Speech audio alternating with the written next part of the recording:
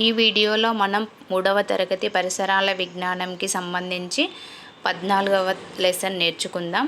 14th lesson ఏవేవి ఎక్కడెక్కడ. ఒక ప్రాంతంలో ఉండే ఇల్లు, పాఠశాల, తోట, బోరుబావి, ఆసుపత్రి మొదలైన వాటిని పటంలో ఉన్నట్లుగా చూపడం వీలు కాదు. ఇలాంటి వాటిని గుర్తులతో సూచిస్తారు. ఒక చోటు నుండి మరొక చోటుకి వెళ్ళడానికి గుర్తులను ఉపయోగిస్తారు. ఆసుపత్రిని ప్లస్ సింబల్తో, బడిని ఎస్ సింబల్తో స్కూల్, పోస్ట్ ఆఫీస్ని పిఓ అనే సింబల్తో, పార్కుని ఈ సింబల్తో సూచించడం జరుగుతుంది.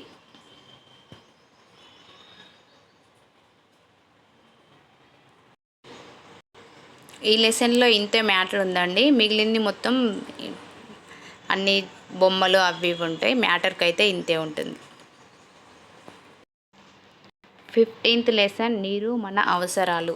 మనం ప్రతిరోజు నిద్ర లేచినప్పటి నుండి పడుకునే వరకు నీటిని అనేక అవసరాలకి ఉపయోగిస్తాం.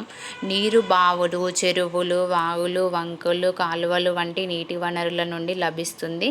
మొక్కలు, జంతువులకి కూడా నీరు అవసరం.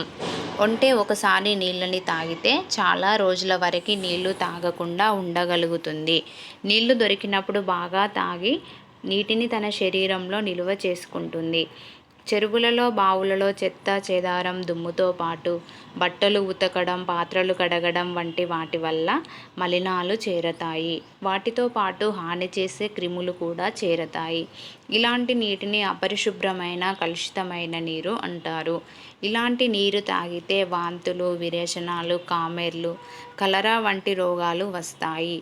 నీటిలో క్లోరిన్ బిళ్ళలు లేదా బ్లీచింగ్ పౌడర్ వేస్తే క్రిములు చనిపోతాయి. వేసవి కాలంలో బావులు, చెరువులు ఎండిపోవడం వలన చాలినంత నీళ్లు దొరకవు. ఇలాంటి పరిస్థితినే నీటి ఎద్దడి అంటారు. వేసవి కాలంలో బావులు, చెరువులు ఎండిపోవడం వలన చాలినంత నీళ్లు దొరకవు. ఇలాంటి పరిస్థితిని ఏమంటారు? నీటి ఎద్దడి అంటారు. అలాంటి సందర్భాల్లో ప్రభుత్వమే నీటి ట్యాంకర్ల ద్వారా నీటిని సరఫరా చేస్తుంది.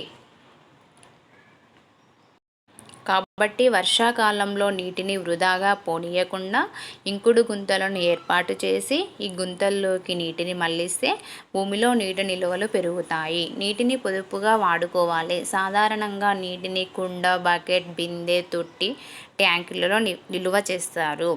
ఈ మ్యాటర్ అంతా తెలిసిన మ్యాటరే కదా అనిపిస్తుంది, కానీ టెక్స్ట్ బుక్లో ఇంతవరకే మ్యాటర్ ఉంది. మనకు బుక్లో ఏముందో మ్యాటర్ తెలియదు కాబట్టి నేను నోట్స్లో క్లారిటీగా రాసి మీకు చెప్తున్నాను. 16th లెసన్ ఊరికి పోదాం.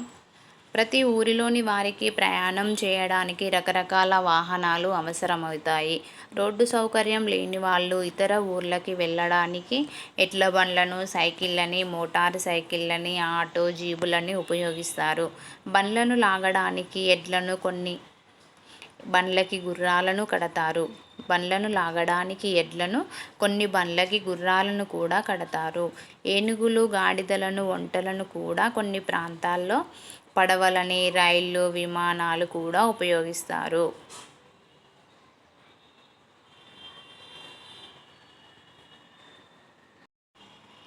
ప్రయాణించే దూరం, అవసరాన్ని బట్టి వివిధ రకాల వాహనాలను ఉపయోగిస్తారు. కిక్కిరిసిన వాహనాలలో ఎక్కువ మంది ఎక్కిన ఆటోలో ప్రయాణించవద్దు. ప్రైవేట్ వాహనాలైన జీపులు, ట్రాక్టర్లు, లారీలలో ప్రయాణం చేయడం ప్రమాదకరం.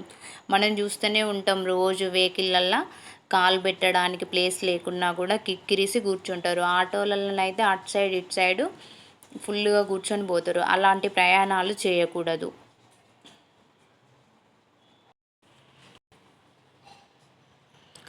ఇంతటితో 3rd క్లాస్కి సంబంధించిన కంప్లీట్ లెసన్స్ అయిపోయాయండి. నెక్స్ట్ వీడియోలో 4th క్లాస్ పరిసరాల విజ్ఞానం గురించి నేర్చుకుందాం.